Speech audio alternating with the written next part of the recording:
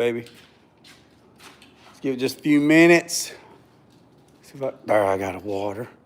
Give it a few minutes, and then we'll talk about some stuff.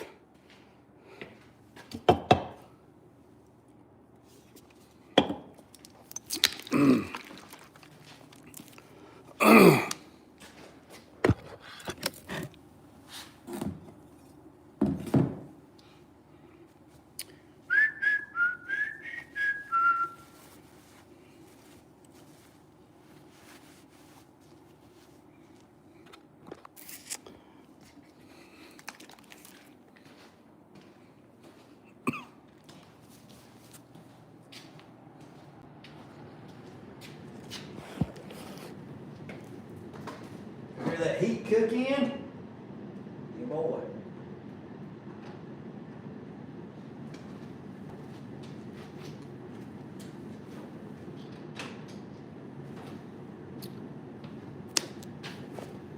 I got my AVS shirt on today. Just got back from the gym, so figured I'd come in here, go live. I couldn't go earlier because the Wi-Fi was on the blitz. They was updating the tower or something. I don't know exactly what they were doing. It was in and out, in and out, in and out. So what I could post, I posted, and then what I couldn't post, I didn't post. So let's see what the temperature is in here. It's 62 degrees in here. That's not too bad.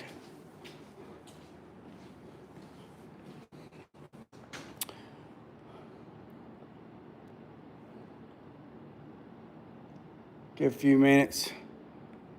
We'll give about 30 more seconds, and then I'm going after it. I'm gonna do it. I'm gonna get busy.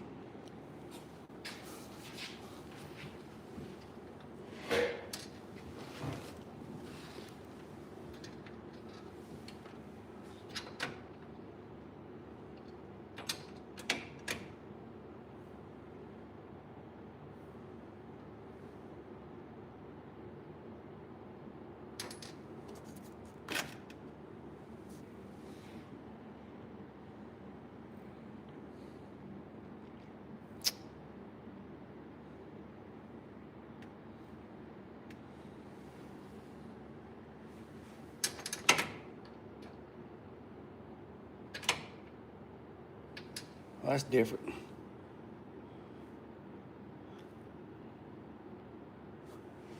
I don't know why that's on.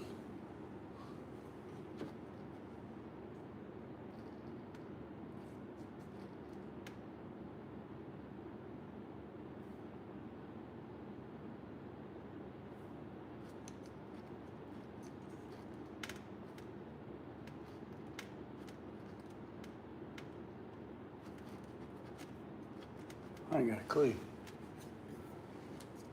Honestly.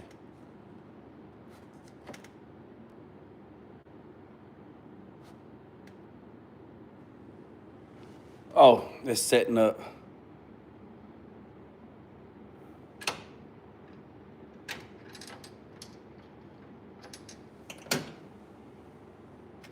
Anyways, I got my, I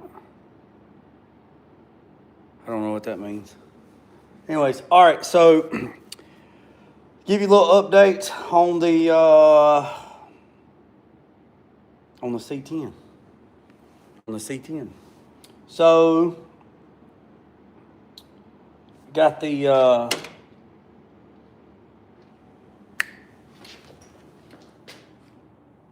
AVS. All right, so here we go. So I got to get the LED. I got to get the LED lights for these, or the bulbs, and then the flasher. I have the flasher, but these are the lights for the grill because this is a 68 C10. So I'm just making sure everything works. These are the AVS airbag.com LED lights that came with the Pro Touring bumper. So I wired them into the running lights and the turn signal harness. All right, so that's that. So when the turn signals come on,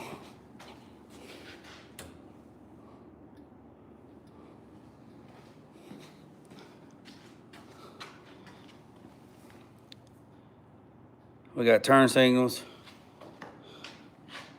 and then that's the side. I'll show you on that side, and then got turn signals in the back. So when we go to the left side, or excuse me, the right side, turn signals, and then this is the marker light that goes in the fender on the side. So that's that. So got that took care of. Also, what do you say? It's almost Christmas for you in Russia. I don't know. I'm not in Russia. Here's one other thing.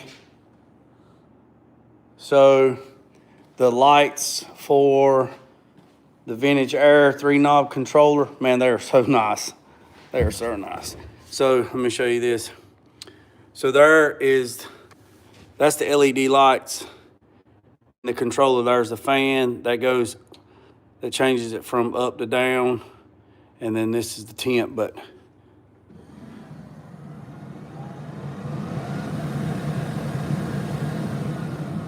that's super nice. So it's like a limit switch. Get it where you want it. Now I have to get that panel that comes here and breaks down. So when you're actually sitting in the seat, it covers all of that up. And then I talked to the client today about the interior, and he's going with one with a console. So therefore, it'll cover that up, and that's that. What else? There's something else. Oh, half power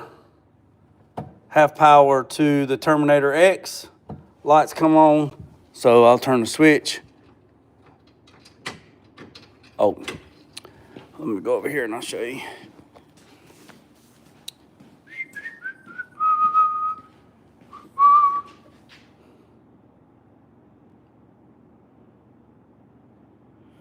So this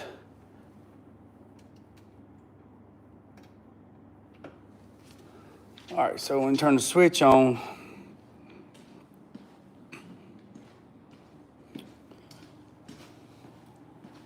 so when you turn the key switch on, I had to put the fuse in. So when you turn the key switch on,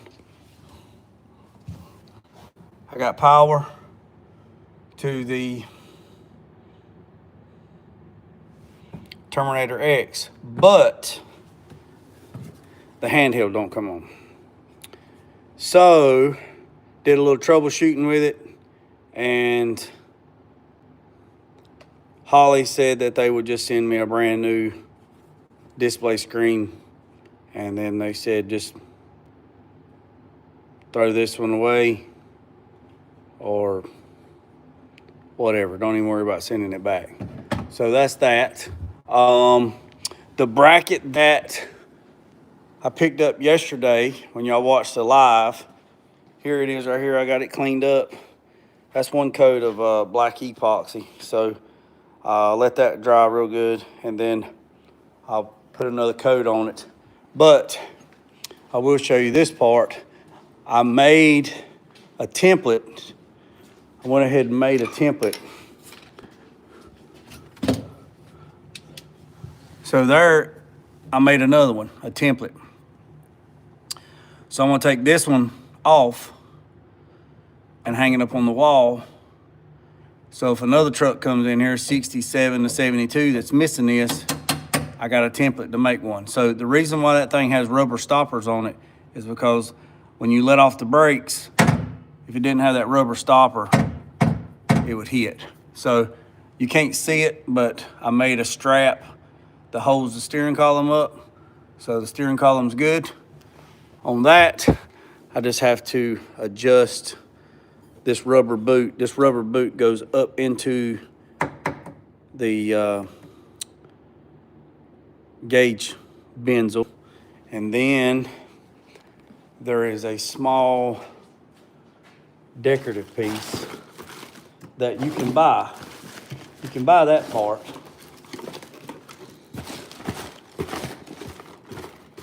I know you can. I got two of them. That goes, that actually goes, it bolts, don't bolt there, stupid. It actually bolts right here and goes up and grabs behind that, and it's a decorative trim piece that goes there and it covers up that void. So that is about it. That's about it. I'm trying to figure out why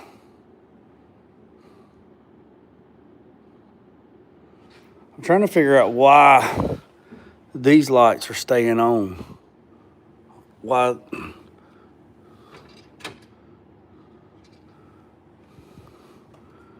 Honestly, that's something new. I don't know why. So, but anywho's, but yeah, that's that. Ordered the, let me turn the battery off, or let me kill the battery, turn the battery switch off.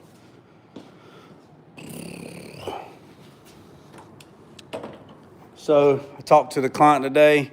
He's super happy. Give him a couple different options on the speaker box on the back. He said, do your thing. So I talked to Mike from Slosh Tubs. I'm gonna get with him, and we're gonna kind of tweak what boxes he's already has and do a little different configuration on the box. So we're probably just gonna do one square 10-inch subwoofer in the middle, and then put a couple 6.5s, some tweeters, whatever you want to call them, however you want to say it, and then some horns, maybe. So it'll be one 10-inch speaker in the middle, and then two 6.5s, and then maybe a cubby hole, and then go from there. And I won't really have to put the amps in it, because I can put the amps under the seat and be completely hid and not have to put them in the box. But like I say, we spitballing on some ideas on that.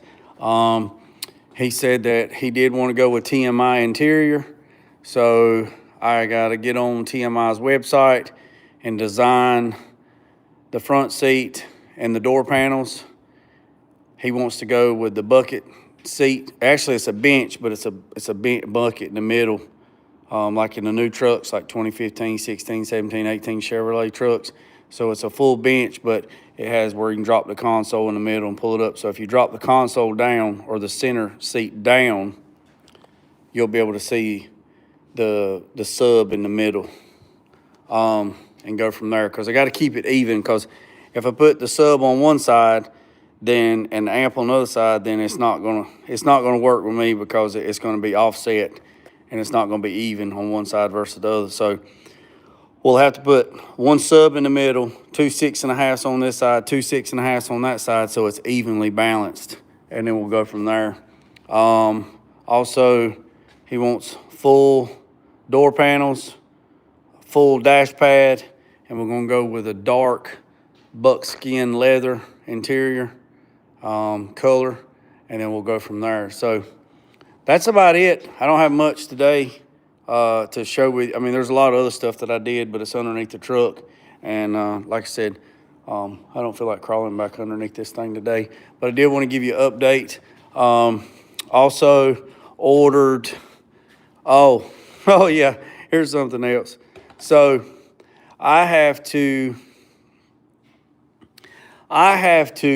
pull this intake off. Maybe. I don't know. I'm going to take the top part off first. So I am going to take all this off and take the front, the top shell off to see if I can get to the ports. So I talked to Texas Speed today, and they said that the map sensor connection is underneath. I can touch it. It's right here. So there's no way for me to get to it. So what I'm going to do is, if I take the top shell off and then tape up the runner so nothing falls into it, and if I can see, it should be threaded in the top where I can see it. So if I take this off, I should be able to see it. And if I can see it, then I can measure what the hole is, and then I have to get a MAT, manifold atmosphere temperature, and sensor, so I can plug it up, and then I can reach underneath it and I can screw it from the bottom. Because I really don't want to have to pull all this off, because this injector line has fuel in it. I didn't put the intake on it, so I did not know where it was at until I get to the very last thing on the wiring, which is right here. So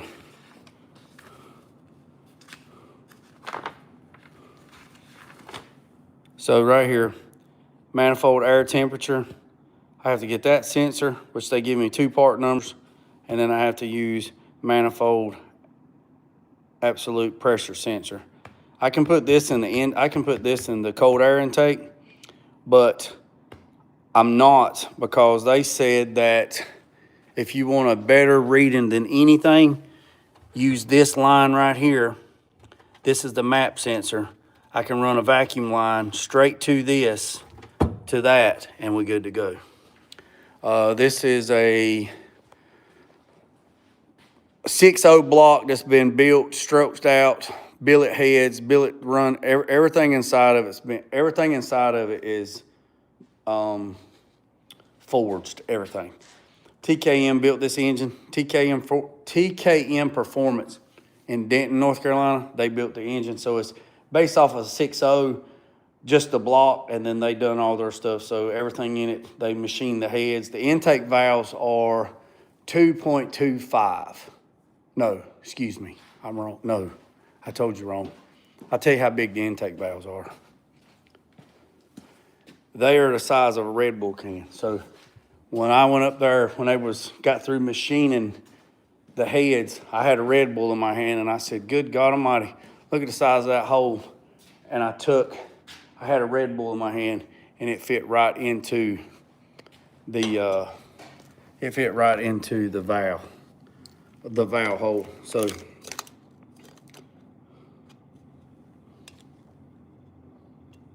So this can measures 2 3/8. So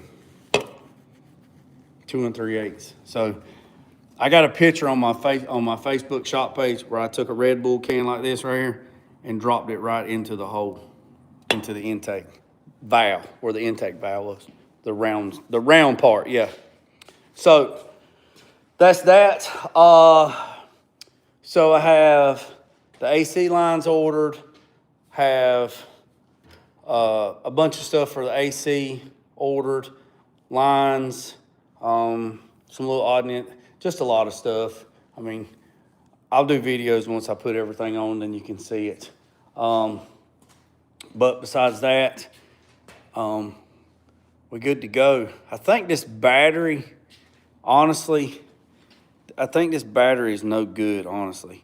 It says 921 on it, and we're in 925, so that's actually 2, 3, 4, 5. It's 4 years old. I've only had it 2 years. He brought it to me, so drive it. He's driving it. It's a driver. It's a driver. We talked about it today, and he said that he was looking at Pro Chargers or a Whipple supercharger or a turbos. And I said, Lord have mercy, brother. Let me get this done before we start doing something else.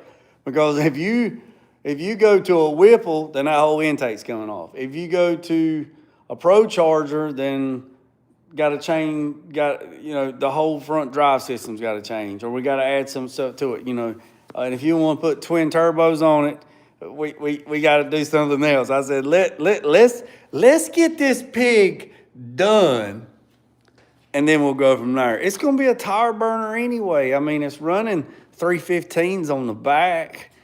I mean, so the weak link would be the tires. The weak link would be the tires. So if you put a tire on there that's a hard tire where it's just going to spin, just be a tire boiler, that's the weak link. If you put a sticky tire on there where it grabs, then it's going to find something else that's the weak link. And the other weak link would probably be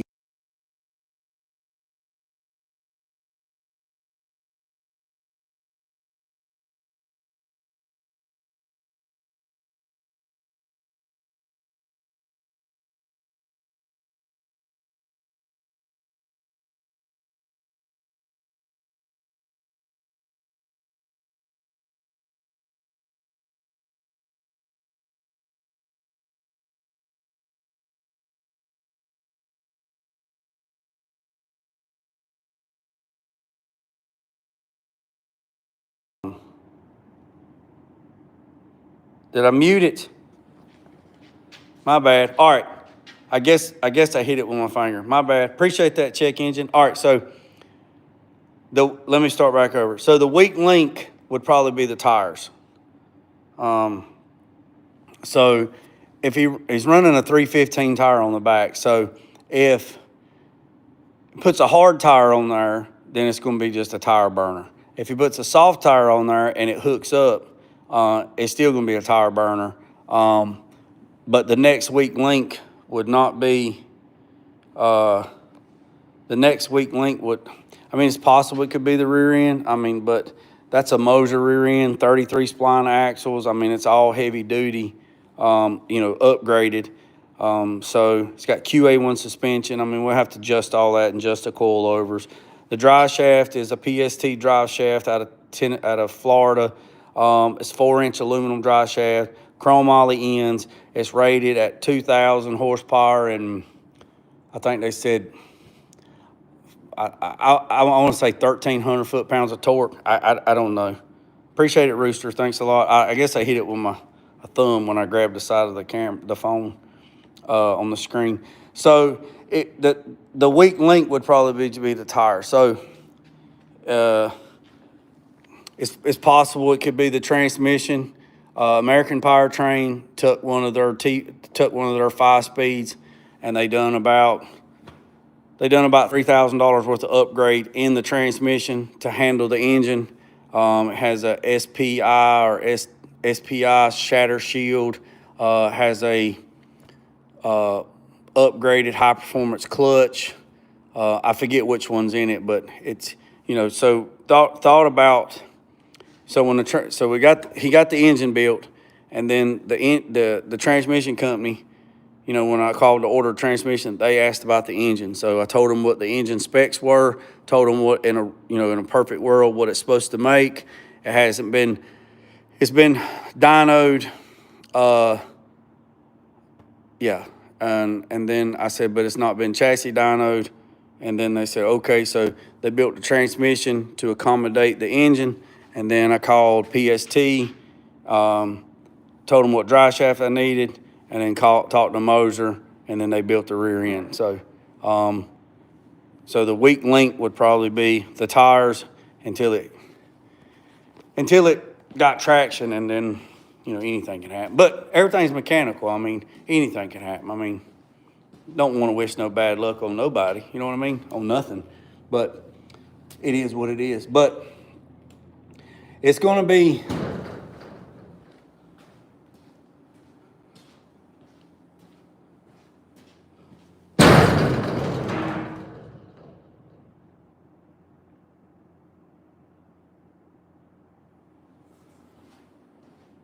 What block are you putting in it?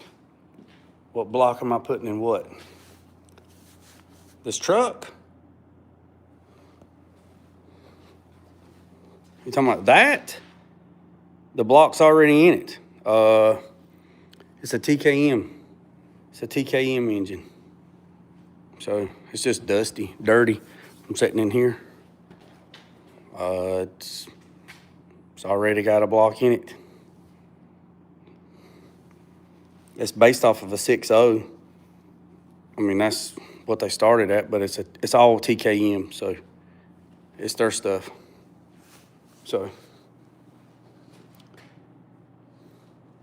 yeah, so it's a TKM Performance. It's one of their builds. So in a perfect world, I think it's supposed to be around 850 to 900 horsepower on pump gas is what it's supposed to be, with a decent tune.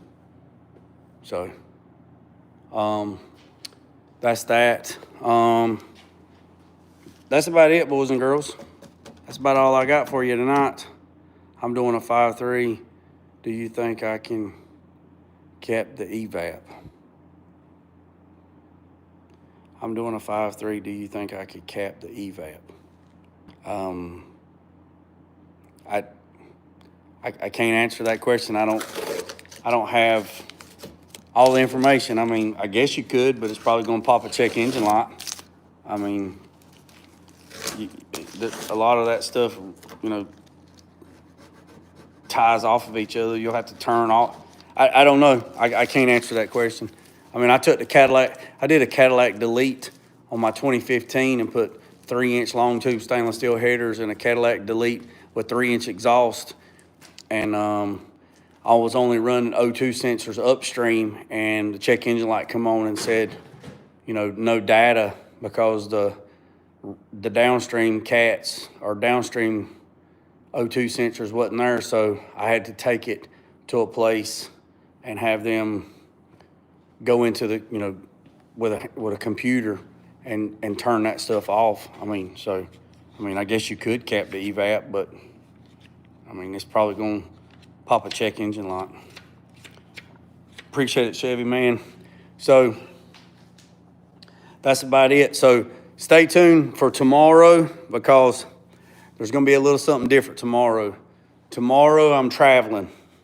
So I got a guy that took one of my paint, actually took 2 of my paint classes that I offer here at the,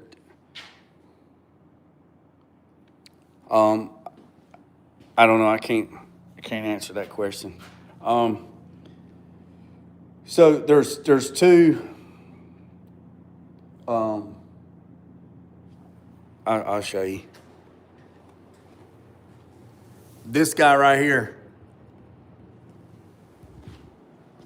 he took 2 of my paint classes, and they do big wheel baggers. And I'm talking, they do big wheel baggers.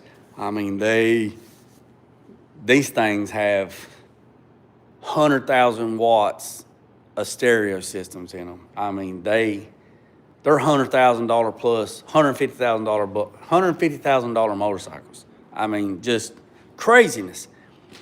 So he reached out to me this week, and he said, we stay in touch. And he says, "What's up, big dog?" I said, "I don't know, man. What's going on?" He said, "Man, I'm kind of in a pickle." He said, I'm trying to get not 1, but 2 of our bikes, meaning their personal bikes, ready for some big event in Daytona in March, like the end of March or something."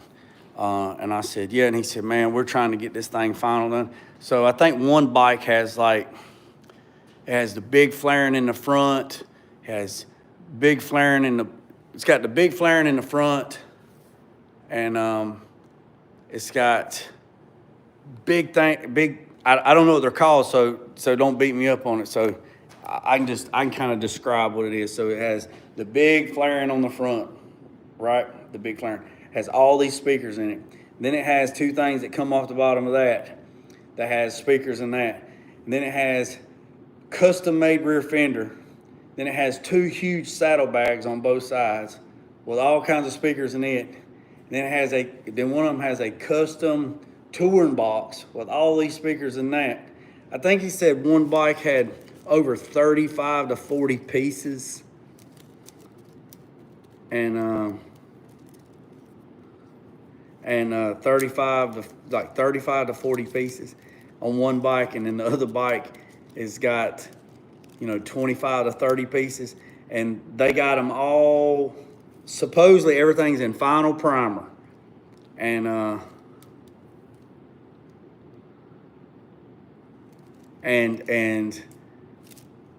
they're supposed to be in final primer, and they got all these parts scattered out in the shop. And he sent me a picture of it, and he says, I always picking with him. He's like, man, I got to block these parts. And I said, man, I love block sanding. And he said, he sent me a message, and then he called me and he said, well, if you want to block sand, Jay, come on down here and block sand with us. And I said, whose bikes are they? And he said, they're ours. And I said, I can come help you out. So I'm going to ride to his shop tomorrow. And I said, is there going to be refreshments and crackers and food? And he's like, you better stop and get you some chicken on the way here. We ain't got no time for food. I said, man, I ain't getting no chicken. You can't be eating no greasy chicken while you getting ready to sand stuff. So I'm going to go tomorrow and get some different content.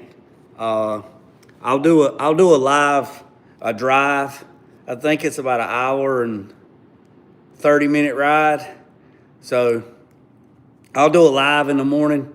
So I'm in North Carolina, so I'll do a live, and whoever's here can tag along. We can ride all the way down there to get there. But when we get there, I'm gonna have to kill the live, because I don't know if this stuff is top secret, because that type of world, man, it's different, man. They don't want nobody to see their stuff until they roll out of the trailer when they go to the show. So if I can share anything tomorrow, once I get there, I'll do some videos, and then I'll upload them later. That's only if they, say it's okay. If not, then I ain't gonna be able to share with you. But I will share the ride down there and the ride back. So I appreciate every single one of you. Man, we got 129 people. Hey, look, I want to let y'all know, the other day when I did live and we rode together to the junkyard, I picked up 35 subscribers just riding to the junkyard. Man, that's what's up. What's up, Ray? What's up, 301? I appreciate every single one of you. Like I said, I've been on here about 30 minutes. I ain't gonna stay long. I just got back from the gym, and I'm gonna go in here and eat something. So I appreciate you. Stay tuned tomorrow. I'm gonna go live. Like I said, I'm gonna ride down and help my buddy get his 2 big wheel baggers ready to paint. He said they're in final primer, so we're gonna do a little bit of sanding tomorrow. So if I can share some videos with you tomorrow of us doing some sanding, that's good. Going deer hunting in the morning. Deer season's over here. It went out January 1st. No more deer season. Duck season's still in, but no more deer season. So I'm gonna go help my buddy out, and we'll go from there. So y'all stay tuned in the morning when I go live. Like I said, it's about an hour and a half ride, and the ride the other day went pretty fast, mingling with folks. It kept it entertaining. So I appreciate you, boys and girls. Make sure you hit the subscribe button, hit the thumbs up, and I'm getting a hat. Well, good deal. It's till the 12th here. Yes, it went out on the 1st. So I appreciate you, boys and girls. Remember I said, don't worry about the man up the road or down the road. Sweep off your own front porch, right? Sweep it off anybody else's. Put God first at loose and drag. Peace, some chicken grease. I'm out.